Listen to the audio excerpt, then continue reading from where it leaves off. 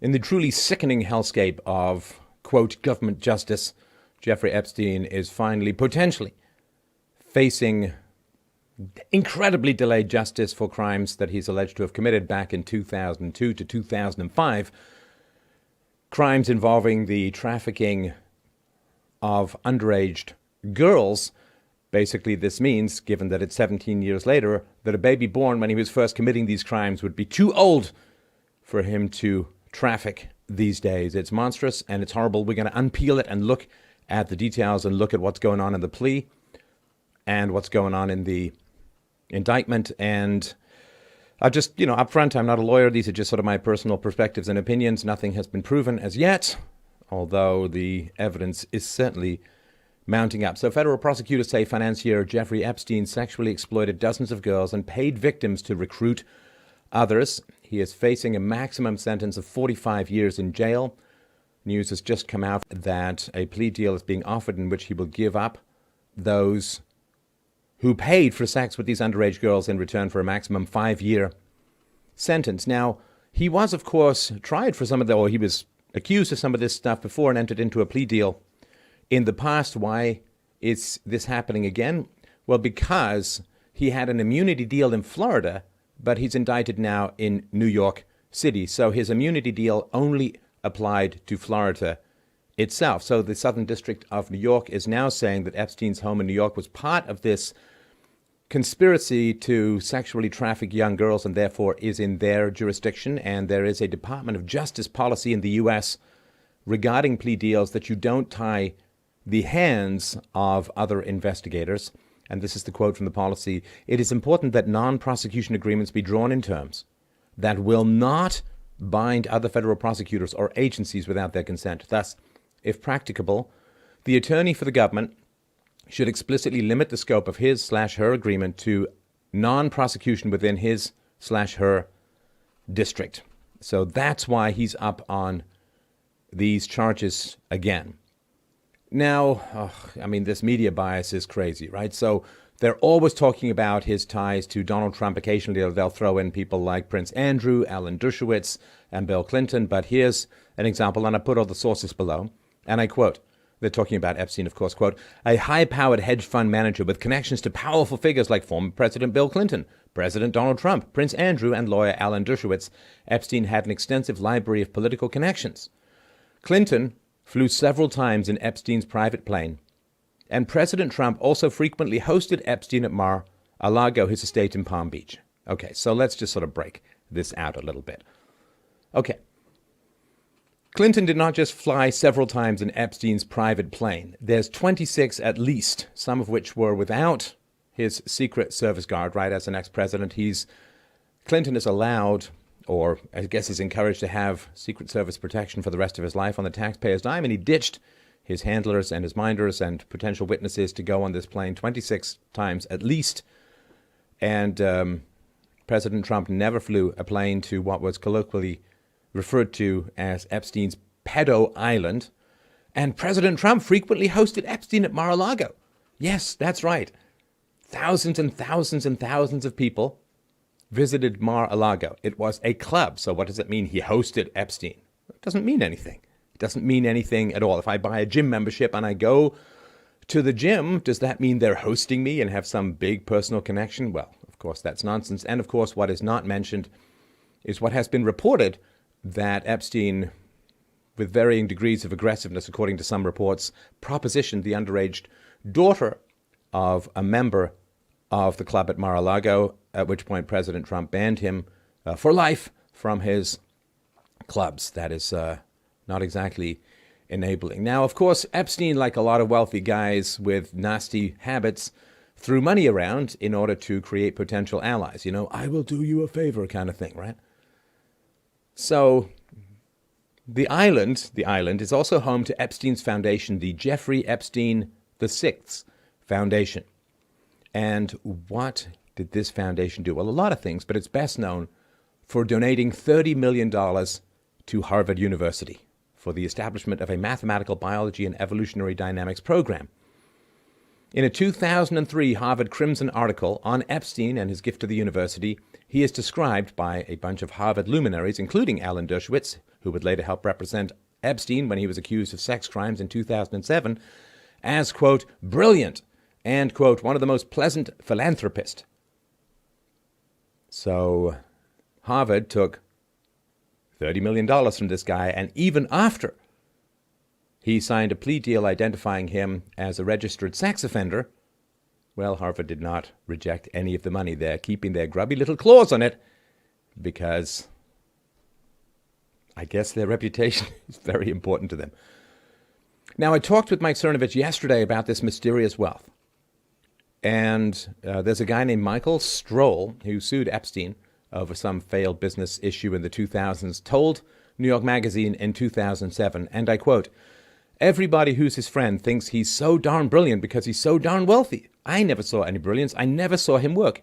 Anybody I know that is that wealthy works 26 hours a day. This guy plays 26 hours a day." Now, the possibility, of course, more than a possibility, I think, that this island and maybe even his private residences were wired for sound and video and that he trapped people or they were willing participants in having sex with underage girls, he filmed them and then kind of owned them. Well, if it was some kind of blackmail operation that was going on, then that would explain why he had a lot of money. That would explain why people wanted to, quote, invest in his enterprises. So we'll see. Actually, I don't think we'll see from the current stuff that's going on with the government. But so there's a quote that Trump had back, I think, in 2002. He said, "I've known Jeff for 15 years. Terrific guy. He's a lot of fun to be with. It is even said that he likes beautiful women as much as I do, and many of them are on the younger side." All right. So you understand what life is like when you're rich and powerful. When you're rich and powerful, people like to sue you, right? I mean, there are countless. Well, the number is massive. There's well over 1 million lawsuits filed in America. The vast majority of them against rich people. That's like every year. And so you can't say he likes underage girls, right? He's going to sue you, right? And so he's like, oh, yeah, it's positive, blah, blah, blah. And many of them are on the younger side. Well, that's, to me, I interpret that as a way of warning people about this guy's preferences without ending up getting sued. Now, the media is quoting this as if they had some close relationship. Yeah, there's people I've known for a long time that I don't have close relationships with. You know, I when I was an entrepreneur, I still do have an accountant.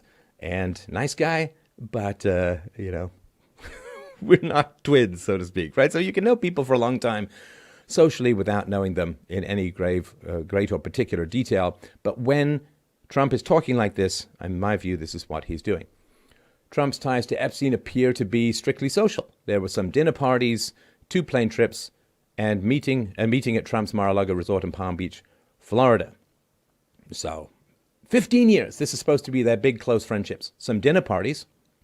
Now, if you've been to high-octane dinner parties, well, what happens is there are like 15, 20, 25, 30 people there. You often don't have control over the guest list unless it's your particular party. So you show up at some party and there's some other guy, could be at the other end of the table. You might exchange nothing other than pleasantries and how's the weather been for you and how's your golf swing lately over the course of the entire evening. 2 plane trips. I've read of one. Maybe there's another one. And this one was, I believe, from Florida to New York. He hitched a ride on the smaller plane, which wasn't going to this pedo island or anything like that. This is Trump. So some social stuff. They didn't do business together as far as I can see. They didn't take vacations together. They didn't golf together, anything like that. And, of course, Trump is on record talking about how Epstein's going to have trouble with this island of his. Now, if you look at that, Trump's ties, over 25 confirmed flights by Bill Clinton aboard Epstein's Lolita Express and his visits to Epstein's private island of the Caribbean, known to many as Pedo Island. Come on. To throw Trump and Clinton in the same sentence is, well, I mean, it's just corporate media falsehoods, right? So, yeah, Epstein spent a lot of his adult life cultivating relationships with the world's most powerful men. Well, was it because he had such a wonderful personality, was a great storyteller and charming and high charisma? Well, probably not. But if he had stuff on people, if he had dirt on people, or if he just lavishes money on people, I guess some people's relationships are up for sale. So flight logs show that from 2001 to 2003, Bill Clinton flew on Epstein's private plane 26 times. After Epstein's arrest in July 2006, federal tax records show Epstein donated $25,000 to the Clinton Foundation that year. There are also claims by a lawyer that Epstein said he helped co-found the Clinton Foundation. So that seems a little bit more than two ends of a dinner table that stretches the length of half a runway. Now, this idea that Epstein is going to roll on people and say, oh, this guy paid for sexual favors with these young girls that he was allegedly trafficking. Okay, well, why do you need a deal with this guy? You have flight logs. And I mentioned this on Twitter. Of course, people on Twitter are saying, well, flight logs aren't proof of anything. It's like, well, sure, but neither is some guy who's a convicted sex offender, admitted sex offender, saying, oh, yeah, this guy paid for sexual access to these underage girls. Like, let's say that there's some guy named Bob, and Epstein says, oh, yeah, Bob totally did it. Well, where's the proof? It's all cash. Now, if there is proof, it'll be in the videos. But if they start to unlock these videos that may have been shot in the cameras hidden in various places, well, then there's a whole other mess of things going on. So I don't know why they'd need to have a plea deal, because what you have the flight logs, right? And according to some reports, the girls were actually on the planes and there was sexual activity on the plane. So what you do is you get the flight logs, you sit down and you interview people and you say, okay, what were you doing there? What was the nature of your business? Did you see anything? Were there girls there? Did you learn their names? Did anything happen sexually? Let me just interview people like crazy. Because if Epstein says, oh, Bob paid $300 to have sex with this underage girl, I mean, that's not proof. That's just an allegation, right? So then you'd have to go to Bob and you'd have to interview him. So all Epstein is going to do is point at people to interview, which the flight logs do already. So the idea that there'd be some kind of deal, the only reason there'd be some kind of deal is for him to not name people, not to name people, you understand? So for him to not name people would be the deal, not for him to name people, because there's nothing about Clinton, there's nothing about the planes, there's nothing about Prince Andrew or any other people in the charges that are being put forward against Epstein at the moment, which we'll go through in a sec. So regarding the investigation that happened back in the day regarding Epstein, okay, so Trump was one of the only people, if not the only person, who came forward voluntarily to really help out with that investigation, right? So here's a quote. Following a 2018 financial settlement between Florida attorney Bradley Edwards, who represented one of Epstein's accusers, only to be later sued by Epstein, Edwards claimed that Donald Trump was the, quote, only person, end quote, who provided assistance when Edwards served subpoenas and notices to high-profile individuals connected to Epstein. This is what Bradley Edwards, who represented one of Epstein's accusers, said. Quote, the only thing that I can say about President Trump is that he is the only person who, in 2009, when I served a lot of subpoenas on a lot of people, or at least gave notice to some pretty connected people that I want to talk to them, is the only person who picked up the phone and said, let's just talk. I'll give you as much time as you want. I'll tell you what you need to know, and was very helpful in the information that he gave, and gave no indication whatsoever that he was involved in anything untoward whatsoever, but had good information. That checked out, and that helped us, and we didn't have to take a deposition of him in 2009. So there you go. There you go. Now, regarding this imaginary connection between Epstein and Trump, here's a quote. Opposition research firm Fusion GPS tried and failed to find evidence of a close relationship between then-candidate Donald Trump and billionaire Jeffrey Epstein. Couldn't do it. Couldn't find, this is Oppo Research Fusion GPS, who, was instrumental in helping to try and fail to tie Trump to all of this Russian collusion, conspiracy theory, and so on. In January 2016, Vice.com ran a story on Trump's ties to Epstein, which framed them as more social. These are the dinner parties, 2 plane trips, and Epstein hanging out at Trump's Mar-a-Lago resort in Palm Beach, Florida. As Radar reported last April, and I quote, according to an investigation by Radar, Trump was among dozens of renowned New Yorkers who knew Epstein socially but ostracized him after Palm Beach police uncovered the financier's sleazy double life, end quote. Adding that Trump, quote, once borrowed child molester Jeffrey Epstein from his famed Mar-a-Lago club after the presidential candidate caught him hitting on a young girl. So this idea that there's this big close connection, it's just muddying the waters. Like, it's gaslighting to hide the Epstein Clinton connection, which is rock solid and confirmed by more than 24 flight logs. All right. So what's sad, too, is just how much this stuff was all known. So in a 2007 New York Magazine article, Vanity Fair columnist Michael Wolff described flying on Epstein's private plane in the 1990s. This back in the 1990s. What was that? More than a quarter century ago. Saying Epstein, quote, was followed onto the plane by, how shall I say this, by 3 teenage girls, not his daughters, end quote, who were, quote, 18, 19, 20, who knows, end quote, and, quote, model-like. Come on. This is like sleazy, eyes wide shut, tongue-in-cheek stuff to say, oh yeah, there's just teenagers, they were 18, 19, 20, who knows? Who knows, right? This is a quote from the article. He has never been secretive about the girls, Wolff said. Quote, at one point when his troubles began, he was talking to me and said, what can I say? I like young girls. I said, maybe you should say, I like young women. Nasty stuff. Now, this is back in the day. According to Joseph Ricari, the lead Palm Beach detective on the case, Epstein was essentially operating a, quote, sexual pyramid scheme. About 80 women were identified who say they were molested or otherwise sexually abused by Jeffrey Epstein, and some accounts suggest that the total number of girls molested or otherwise sexually abused may be much higher. Well, of course. Of course. And this is the thing that, you know, when you really start to think about this stuff, just it plagues you. And I'm going to share this with you because this is a very moral core that we need to talk about here. The effects of these girls who were 14 years old or more, or I think sometimes less even.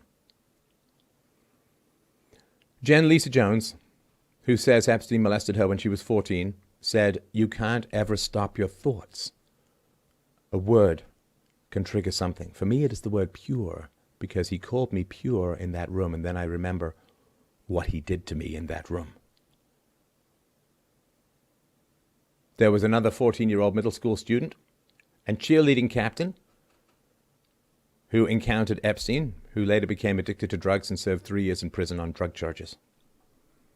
Another woman who said Epstein molested her was found dead of a heroin overdose, and she left behind a young son.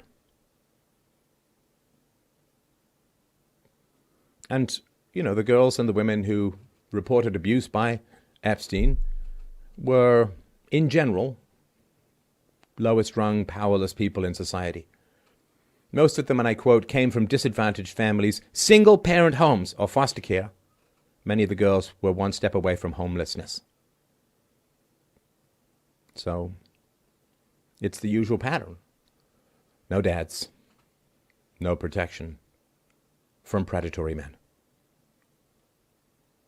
And this is what pisses me off about this deal that was struck that gave him 13 months walkabout, sleeping in a 4-poster bed in a pretend prison.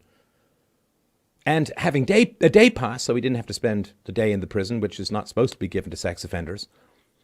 So because he got off so lightly, other people running the same scam, other people preying upon the same girls, looked at that and said, oh, well, you know, the fix is in, the game is in, we can do whatever we want, and what are we going to get, a tiny slap on the wrist? Who cares?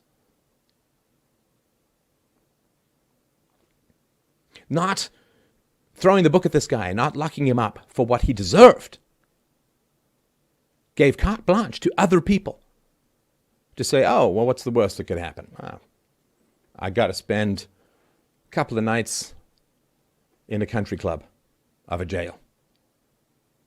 This is what happens. Like, how many girls continued to be abused because this guy and his network were not exposed?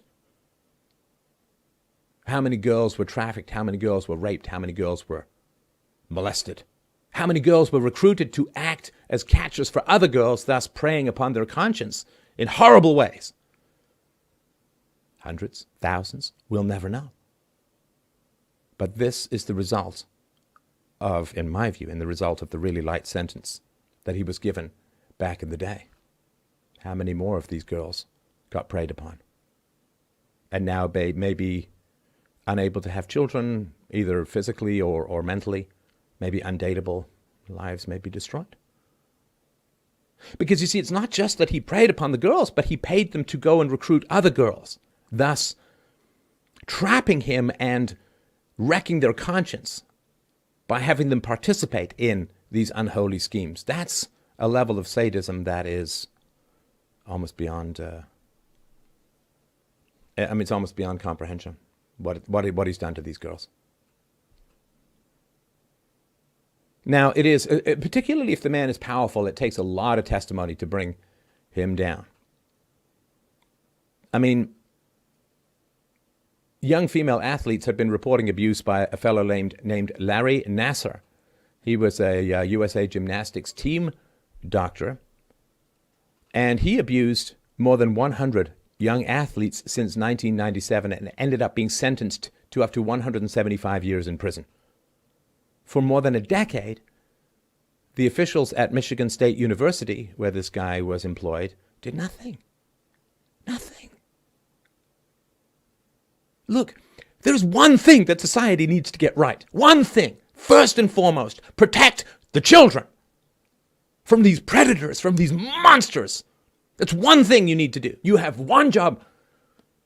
Stop your children from being raped, abused, exploited, molested. That's your first job. If you can't get that right, nothing else means anything.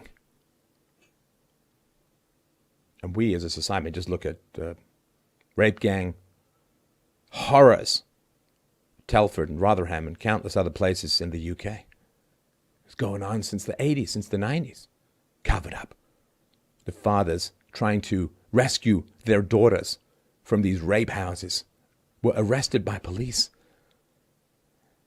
It's the one thing we have to do as a society is protect our children. Everyone else has a fighting chance. The kids have nothing. And can't even do that. Can't even do that. So, Epstein got this sweetheart deal. And this deal, back in the day, was overseen by former Miami U.S. Attorney and current Trump Labor Secretary Alexander Acosta. Right, so Epstein dodged a possible life sentence, served 13 months. After pleading guilty to Florida charges of soliciting and procuring a person under age 18 for prostitution. I don't understand that at all. Again, I'm no lawyer. But if you have sex, if you're an adult and you have sex with a girl under the age of 18, isn't that statutory rape? Does it matter if you paid her or not? I mean, I guess it adds to the charges, but how on earth? I don't know. Now, Epstein's deal, called a non-prosecution agreement, granted immunity to, and I quote, any potential co-conspirators. So what does that mean? That means that if any of Epstein's powerful friends were involved in his crimes, they would face absolutely no consequences. And also, Alexander Acosta, maybe that's pronounced Acosta, I don't know, agreed that the deal would be kept secret from the victims, preventing them from showing up in court to try to challenge it, right? See, there's a rule, and they dodged this rule in some complicated legal manner, but there's a rule which says you can't make a plea deal with a criminal without consulting his victims. Just dodged all of that. Some are calling for Acosta's resignation from the Labor Department. See, the Labor Department, which he's in charge of, is responsible for a wide variety of things, but one of the things it's responsible for is preventing human trafficking. It's like bile in the mouth, licking the battery acid of these soulless monsters. So, Epstein, when he was first accused, was able to hire this, of course, Simpson-worthy dream team. Private investigators, Dershowitz, Starr, the guy famous for his investigation of Bill Clinton. So, of course, Epstein's investigators and lawyers worked to discredit or intimidate, to quote, the women and girls who came forward and the authorities working on the case, according to the Herald. After the case was referred to the FBI, Epstein's team mounted a, quote, year-long assault, quote, on federal prosecutors, investigating them and their families, looking for, quote, personal peccadillos, end quote, that might disqualify them from the case, according to a 2011 public statement by Acosta.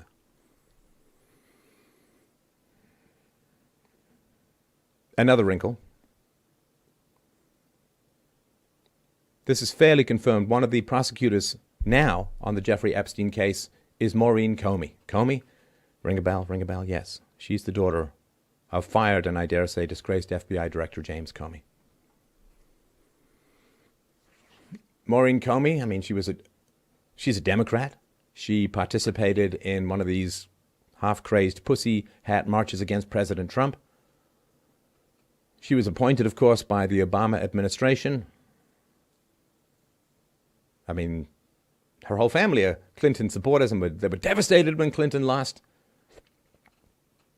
It's crazy. James Comey, of course, an anti-Trumper, who was summarily fired by Trump. It's crazy. And, I mean, how's this going to play out? If dirt shows up on the Clintons, and this woman is a daughter of James Comey and a huge Clinton fan, what's going to happen? Sessions recused himself for being in the breathing vicinity of a Russian ambassador. But she's going to go and be in charge of, or one of the prosecutors in this case. The fix is in, people. Now, just today, just as I was putting notes together for this, titles are, Nude Photos of Underage Girls Seized from Jeffrey Epstein Mansion, prosecutors say. And now prosecutors moved to seize Epstein's $75 million townhouse, one of the largest in New York. Now, odd coincidence or just a very posh, bad neighborhood right across the street from Epstein's townhouse was Bill Cosby's house. I guess they might be neighbors again, just in a kind of new lot. And the home was previously a children's school. I'm sure that the negotiations went something like this. Do the kids come with the school? Do the kids come with the house?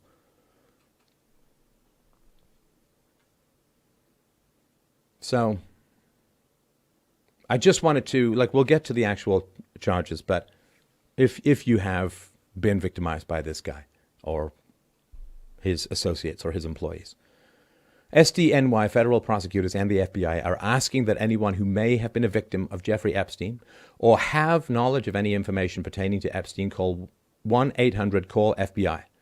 They're looking for any possible witnesses to help in the case against Epstein. That's 1-800-CALL-FBI. And if you do have knowledge of this, I hope that you will. All right, so let's have a look at the indictments that just came out from, of course, the United States of America versus Jeffrey Epstein. Count 1, sex trafficking conspiracy. The grand jury charges 1. As set forth herein, over the course of many years, Jeffrey Epstein, the defendant, sexually exploited and abused dozens of minor girls at his homes in Manhattan, New York, and Palm Beach, Florida, among other locations. In particular, from at least in or about 2002 up to and including at least in or about 2005, Jeffrey Epstein, the defendant, enticed and recruited and caused to be enticed and recruited minor girls to visit his mansion in Manhattan, New York, the New York residence, at his estate in Palm Beach, Florida, the Palm Beach residence, to engage in sex acts with him, after which he would give the victims hundreds of dollars in cash.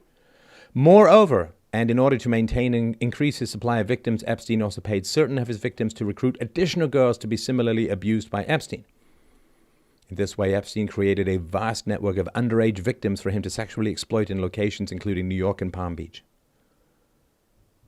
The victims described herein were as young as 14 years old at the time. They were abused by Jeffrey Epstein, the defendant, and were, for various reasons, often particularly vulnerable to exploitation.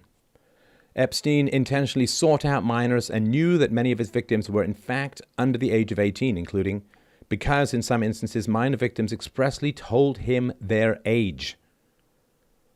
In creating and maintaining this network of minor victims in multiple states to sexually abuse and exploit, Jeffrey Epstein, the defendant, worked and conspired with others, including employees and associates who facilitated his conduct by, among other things, contacting victims and scheduling their sexual encounters with Epstein at the New York residence and at the Palm Beach residence. Now, it's interesting stuff, right? Worked and conspired with others, including employees and associates who facilitated his conduct. So he got his employees involved and associates. See, this is something that I've thought about with regards to, was he running some super legit hedge fund or investment fund or whatever? Because, if this guy's handling a bunch of people's money and then this guy commits a crime, I'm no lawyer again, but wouldn't they sue him for failure to fulfill the basic duties of his office, which is not to, say, allegedly traffic in underage girls for sexual purposes? Why wouldn't his investors sue him and say, listen, man, I gave you $1 billion, right? Some of his hedge funds say, oh, you have to have at least $1 billion.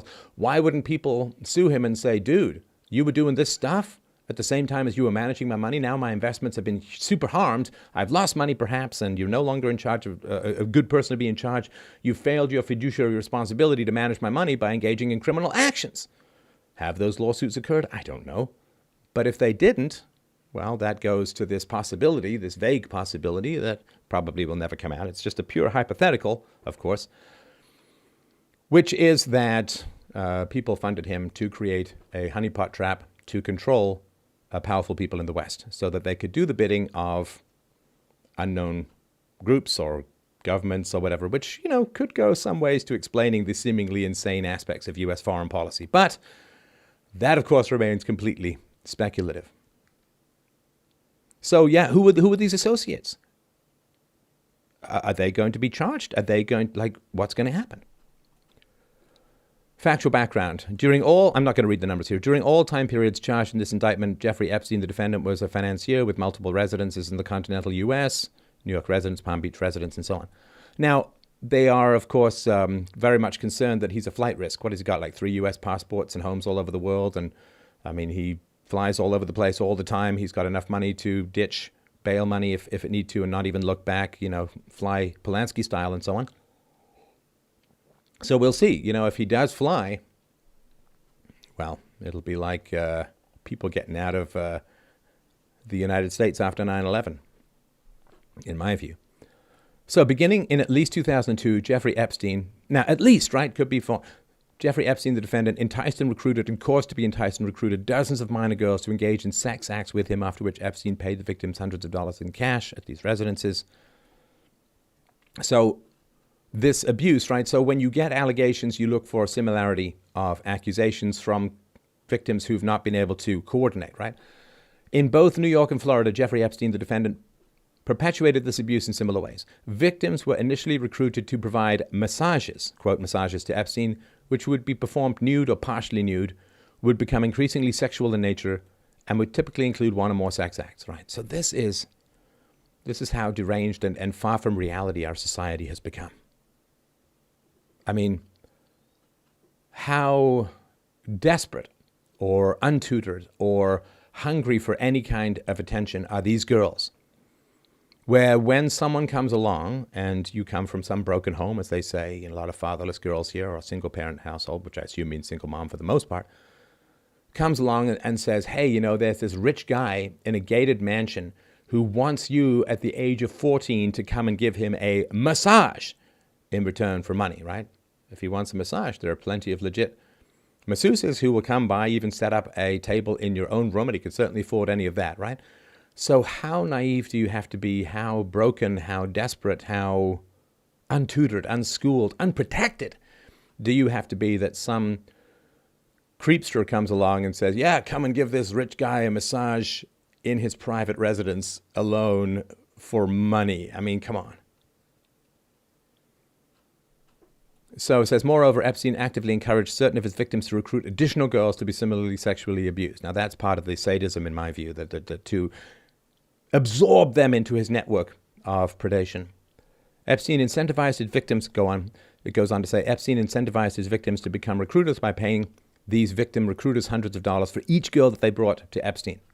In so doing, Epstein maintained a steady supply of new victims to exploit. This is not, to me, the activities of somebody who's got a full-time job. So where's his money come from? So there's the New York residence, which they talk about here. And then this is what happens. Quote, when a victim arrived at the New York residence, she typically would be escorted to a room with a massage table where she would perform a massage on Jeffrey Epstein, the defendant. The victim victims who were as young as 14 years of age. I've heard reported younger, but we're going to go with this and just say 14 is the base. The victims who were as young as 14 years of age were told by Epstein or other individuals to partially or fully undress before beginning the, quote, massage. During the encounter, Epstein would escalate the nature and scope of physical contact with his victim to include, among other things, sex acts such as groping and direct and indirect contact with the victim's genitals. Epstein typically would also masturbate during these sexualized encounters, ask victims to touch him while he masturbated, and touch victims' genitals with his hands or with sex toys. Girls.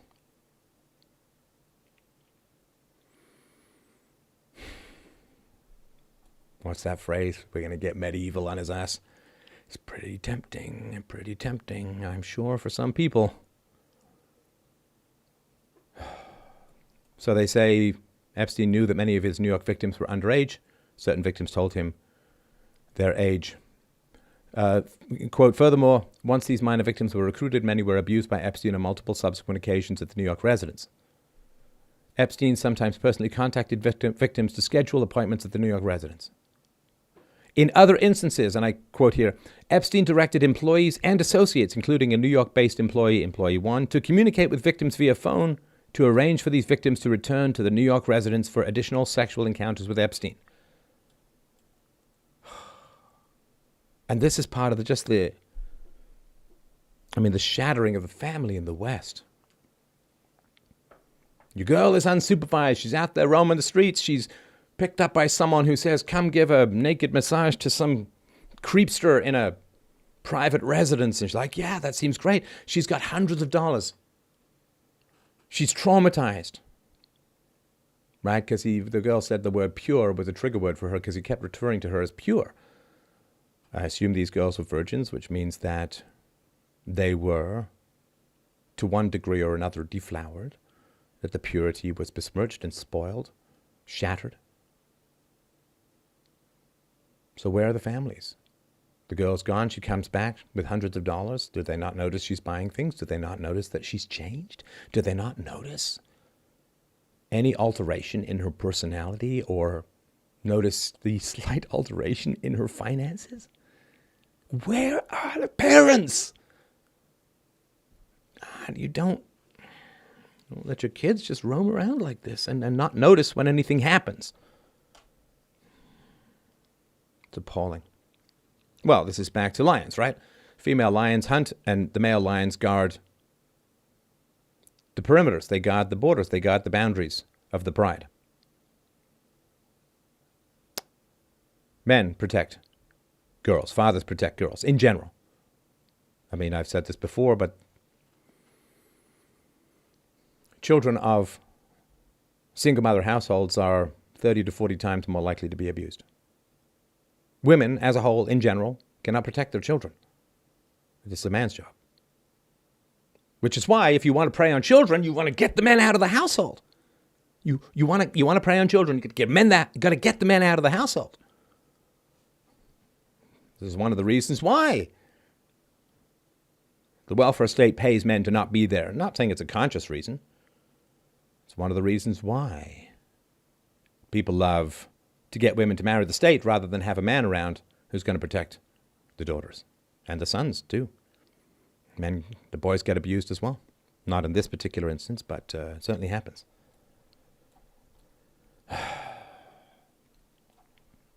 So yeah, that's the general pattern, and I'll put the link to this, of course. And this is across state, right? This was arranged across. This is from 14. In addition to recruiting and abusing minor girls in New York, Jeffrey Epstein, the defendant, created a similar network of minor girls to victimize in Palm Beach, Florida, where Epstein owned, possessed, and controlled another large residence, i.e. the Palm Beach residence. Epstein frequently traveled from New York to Palm Beach by private jet, before which an employee or associate would ensure that minor victims were available for encounters upon his arrival in Florida. Associates, employees, other girls. During these encounters, Epstein would escalate the nature and scope of the physical contact to include sex acts, such as groping and direct and indirect contact with the victim's genitals. Epstein would also typically masturbate during these encounters, ask victims to touch him while he masturbated, and touch victims' genitals with his hands or with sex toys. Now,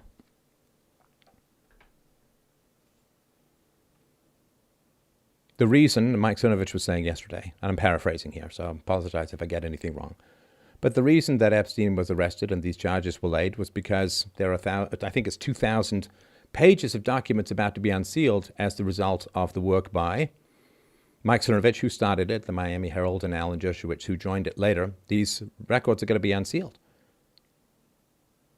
What this means to me, and again, I'm no lawyer, but what it means to me is that all these details were known when this savage sweetheart deal was given to this guy.